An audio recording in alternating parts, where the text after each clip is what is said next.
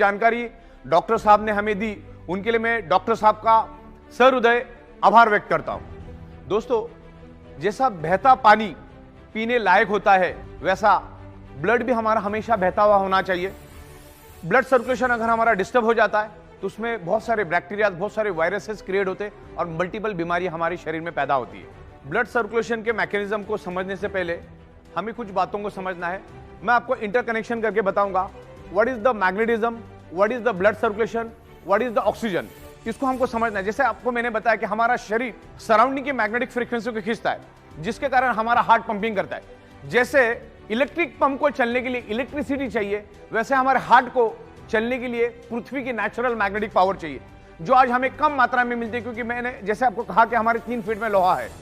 हमारा heart 1 minute में तकरीबन 70 से 80 बार धड़कता है, और जब जब धड़कता है तो 75 to 80 ml ब्लड पूरे बॉडी के अंदर सर्कुलेट करता है। लेकिन वो तभी कर पाएगा जब आपको सराउंडिंग की मैग्नेटिक पावर मिलेगी।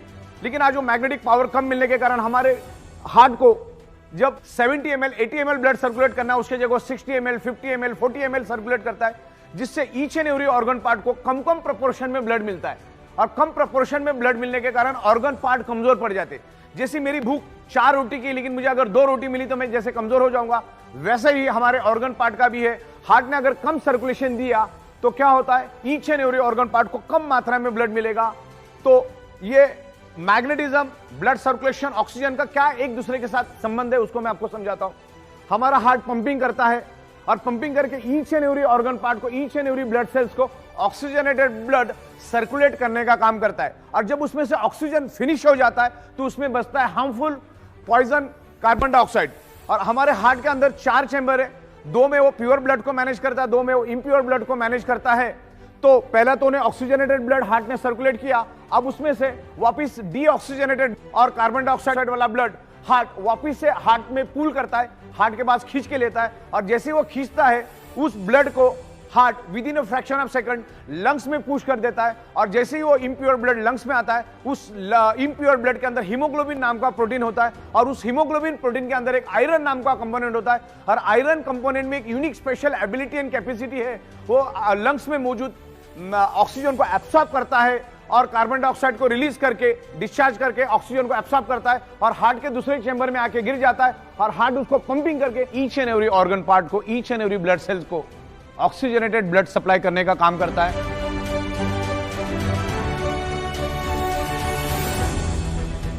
हार्ट जब डीऑक्सीजनेटेड ब्लड यानी कार्बन डाइऑक्साइड वाला ब्लड लंग्स में भेज देता है, तो उसके अंदर का आयरन ऑक्सीजन को एब्सॉर्ब करना शुरू कर देता है। अगर मैग्नेटिक इन्फ्लुएंस अगर मिलेगा, मैग्नेट की शक्ति अगर उस आयरन को मिलेगी, तो जहां पर वो अंदाजन 30 ml ऑक्सीजन एब्सॉर्ब करने वाला था या 30 ml ऑक्सीजन को बाइंड करने वाला था, उसके जगह वो 50% भी कर सकता है, 60% भी कर सकता है, 70% भी कर सकता है, 80%।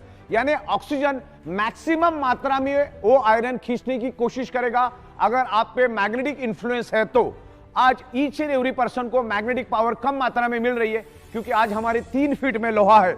ये छत, ये फ्लोरिंग, आजू बाजू के बीम कॉलम, सारे के सारे लोहे के, करोड़ों टन, अरबों खरबों टन का लोहा हमारे आजू बाजू में, बिल्डिंग के बाजू में बिल्डिंग, बिल्डिंग के बाजू में बिल्डिंग, कार, बाइक, बस, ट्रक, तमाम करोड़ों टन का लोहा एनवायरमेंट का, पृथ्वी की नेचुरल मैग्नेटिक को अपनी ओर खींचता है।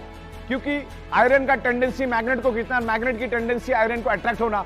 तो उनके दोनों के खींचातानी में हमें जो कुदरत ने मैग्नेटिक पावर दी है, हमारे शरीर को, हमारे हार्ट को पंपिंग करने के लिए जो मैग्नेटिक पावर दी है, उसको लोहा खींच के लेके जाता है। हमारे शरीर को कम मात्रा में मैग्नेटिक पावर मिलती है, जिसके कारण हमारा हार्ट का पंपिंग कमजोर पड़ जाता है, स्लो पड़ जाता है, और जिसके कारण हमारा फिर बॉडी का ब्लड सर्कुलेशन डिस्टर्ब होता है। जहां पर हार्ट को 70 से 80 ml ब्लड सर्कुलेट करना चाहिए, वहां पर हार्ट 40 ml, 50 ml, 30 ml हर एक बॉडी में अलग अलग ब्लड सप्लाई करना शुरू कर देता है। तो ऑर्गन पार्ट को कम मात्रा में ब्लड मिलता है। Organ part means blood cells. तो ब्लड सेल्स को कम मात्रा में ऑक्सीजनेटेड ब्लड मिलने के कारण ब्लड सेल्स कमजोर पड़ जाते। ब्लड सेल्स कमजोर पड़ने से ऑर्गन पार्ट कमजोर पड़ते, और ऑर्गन पार्ट कमजोर पड़ने से उसमें डिसफंक्शन, डिसऑर्डर, अलग अलग टाइप के डिसीज जनरेट होते हैं। और हमारी जो 125 से 150 साल चलने वाली जो बॉडी है, उसको हम 30, 40, 45, 50, 55, 65 में पूरी तरह से खत्म